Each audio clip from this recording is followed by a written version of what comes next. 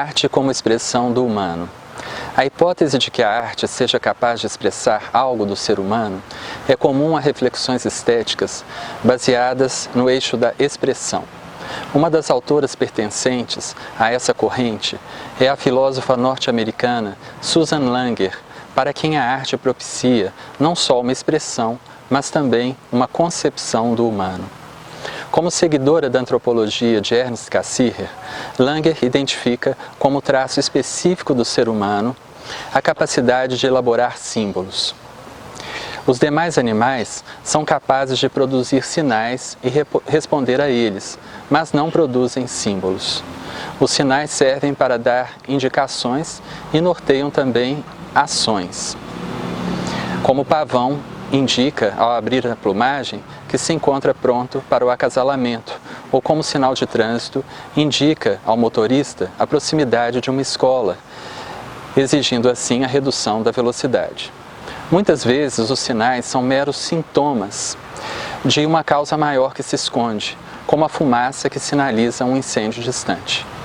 Por outro lado, o símbolo não conduz necessariamente à ação, mas se liga à cognição, pois por meio dele expressamos nossas concepções sobre as coisas.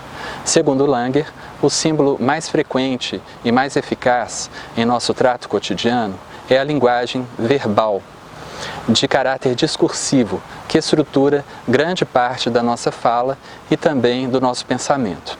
A linguagem discursiva, enfileirando palavras, cria e sedimenta conceitos e ideias, além de nos conceder certas molduras para percebermos o mundo.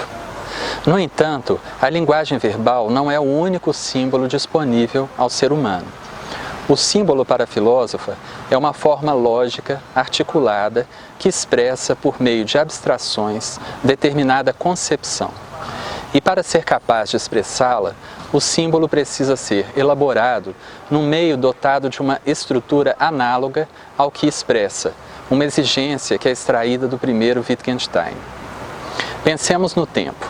Nós não podemos expressar a passagem do tempo numa folha de papel estática, pois a folha estática não comporta a sucessão que é característica ao tempo. Do mesmo modo, alguns conteúdos não cabem na linguagem discursiva, e estes são, sobretudo, os conteúdos da vida senciente, da nossa vida interior. Voltamos aqui ao tema do nosso primeiro programa, dedicado ao limite das palavras. Segundo Langer, algumas formas expressivas ou símbolos permitiriam a expressão do que se mostra inefável pela linguagem discursiva. Pensemos numa dança sagrada, como a dança dos derviches rodopiantes da Turquia, na qual se associam dois tipos de símbolo, os símbolos da arte e os símbolos do rito. Nessa dança, o gesto de abandono dos braços, a rotação dos dançarinos, a forma da túnica em movimento, o som nostálgico da flauta expressam algo do abandono à divindade e do êxtase unitivo, que provavelmente não se comunicariam com igual potência pelas palavras em prosa. Todos esses recursos musicais e coreográficos que constituem a dança permitem uma espécie de projeção de um sentimento e de uma vivência espiritual que não se mostrariam textualmente. Algo semelhante ocorre com a arte da música, examinada de modo isolado. A estrutura musical aceita oscilações de tempo, em analogia com os ritmos do sentimento, assim como a utilização simultânea de vozes, a chamada polifonia, que remete às múltiplas intenções e afetos presentes em nossa complexa interioridade. É interessante acrescentar que os símbolos da arte se distinguem dos símbolos da linguagem discursiva. Geralmente, uma palavra nada contém do seu significado, registrado com certa estabilidade nas páginas de um dicionário. Por outro lado, a arte cria símbolos apresentativos, que permitem por si mesmos a transmissão de sua significação, independentemente dos possíveis significados convencionais ou alegóricos presentes numa obra. E tal independência se dá justamente pela analogia entre a nossa vida interior e o símbolo artístico, que também se constitui como uma forma viva.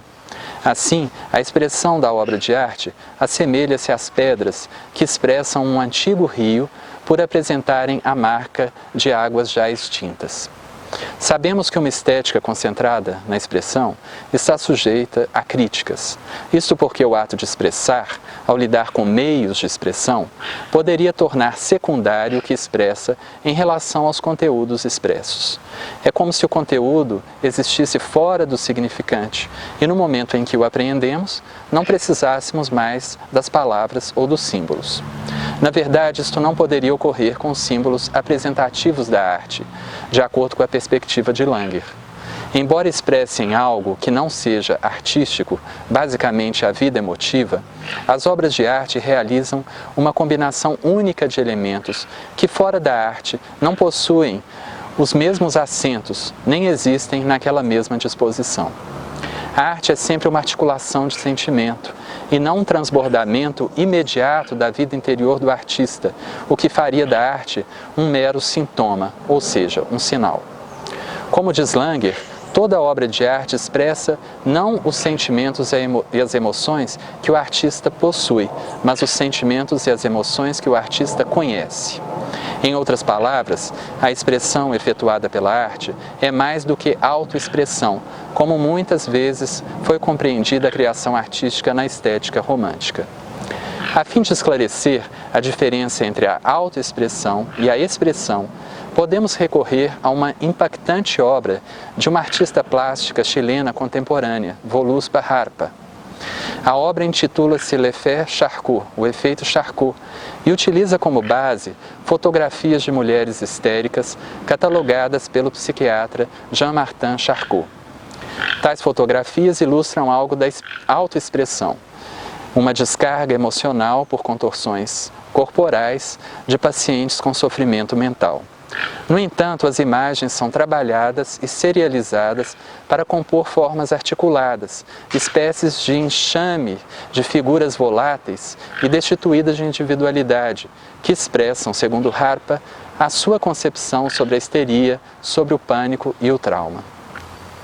Ao distinguir a expressão artística da mera autoexpressão, Susan Langer traz uma grande contribuição, não só para a filosofia da arte, mas para a filosofia como um todo. Segundo a autora, a vida interior também pode ser comunicada por uma forma lógica, possibilidade que havia sido negada por alguns filósofos da linguagem, como Russell e Carnap. Para estes, os afetos, os desejos e as sensações do sujeito só se manifestam em interjeições e em outras demonstrações impulsivas, infralógicas, que nada contribuem para o conhecimento, o qual se limitaria ao que pode ser transmitido por via discursiva. Deste modo, grande parcela da experiência humana permaneceria incognoscível.